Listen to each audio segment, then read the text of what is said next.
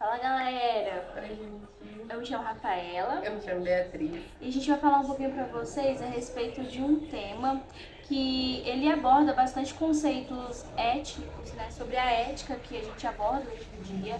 Fala também a respeito de algumas curiosidades. É um tema bastante interessante, é o que a gente vai explicar um pouquinho para vocês. Eu vou trazer alguns fatos e a Beatriz vai falar um pouco das curiosidades de como que foi ocorrendo o decorrer disso.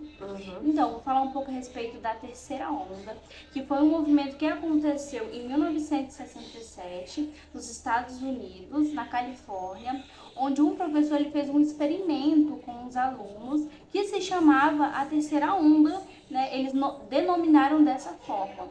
O que acontece? Esse professor questionou os alunos, afirmando que não se conseguia, na época em que eles viviam ali, né, nos Estados Unidos, fazer uma nova aristocracia.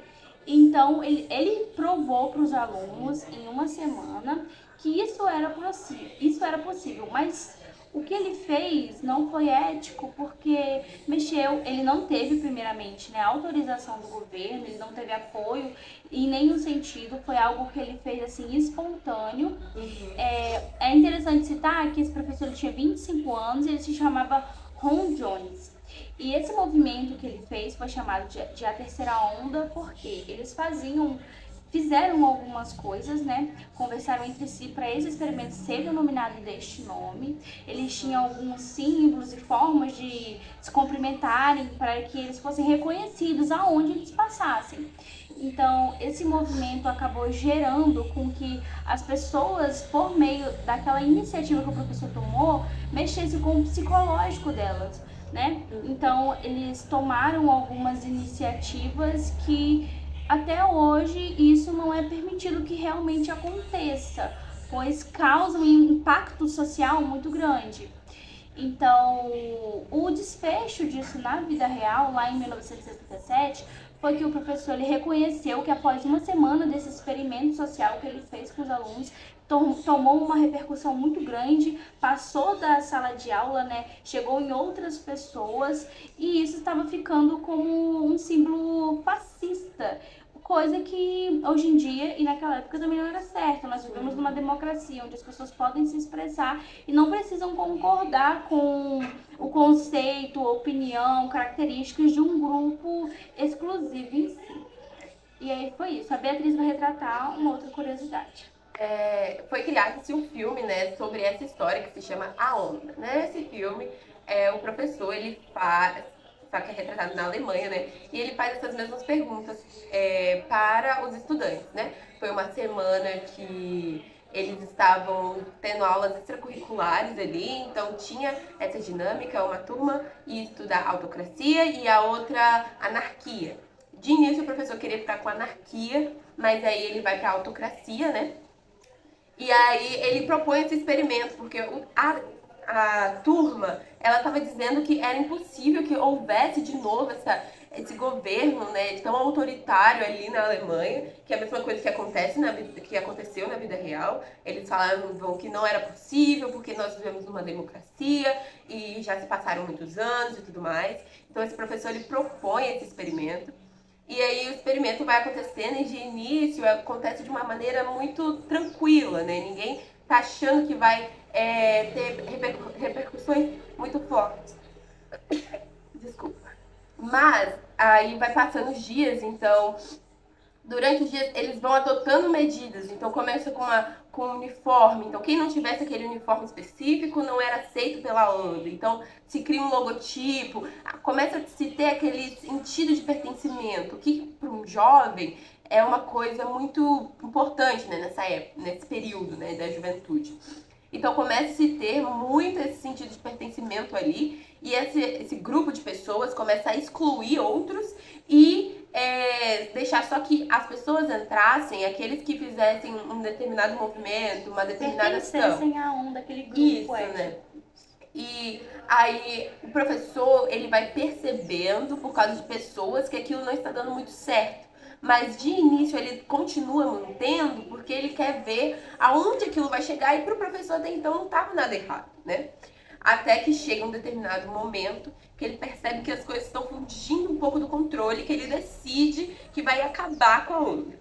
Quando chega esse momento, um dos alunos ali, ele é um pouco problemático, porque ele tem esse problema com se sentir pertencente, ele sofria bullying, ele não era aceito ali no meio, e a partir do momento que ele entra nessa onda, né, nesse movimento, ele tá pertencendo a um grupo, né, então ele abraçava aquela causa com tudo que tinha. Então quando o professor, ele monta uma reunião, né, tanto na vida real existiu isso, tanto no filme, o professor, ele monta uma reunião falando que precisa acabar com a onda, né, porque já tá ali com vários indícios ruins, né? Um caso interessante é que, na vida real, esse caso, no começo, os alunos estavam entre 25 alunos e aí depois aumentou para 50 alunos só na escola. Fora da escola, tinha alcançado mais de 300 pessoas. Então, era muita gente que estava sendo alcançada por esses pensamentos, por esses ideais,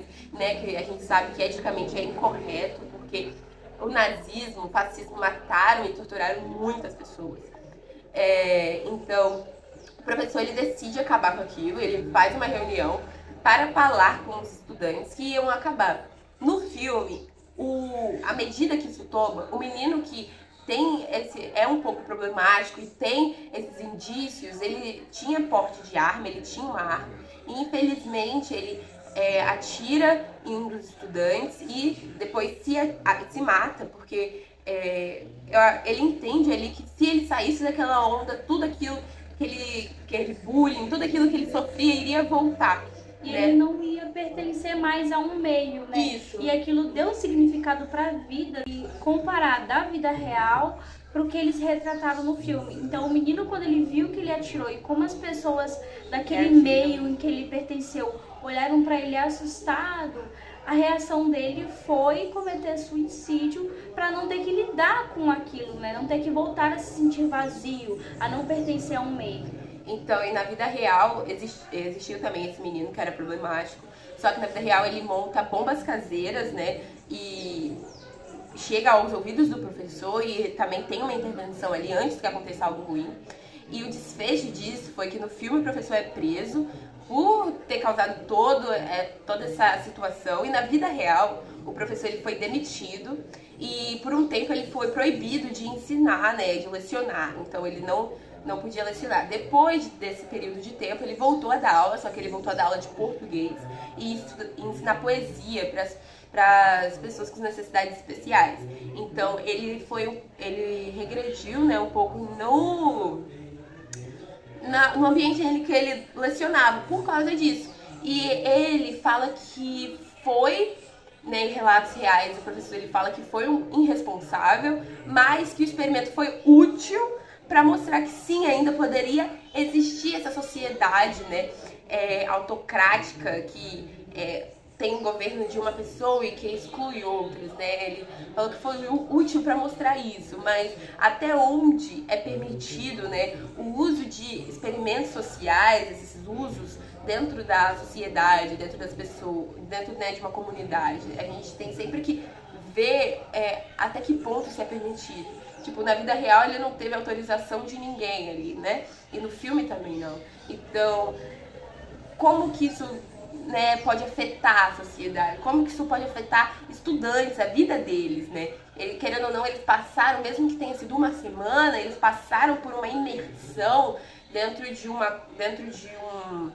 grupo que foi muito intensa. Então, sempre tem que ter essa discussão, até que certo ponto, determinados projetos, determinados experimentos podem ser aceitos ou não, né? Porque tem essas consequências que são muito pesadas e às vezes horríveis, né? Horríveis. Então é por isso que hoje em dia a gente tem a ética, né? A ética permite a gente ter esse discernimento, até onde a gente arrisca uns para conseguir o benefício de outros.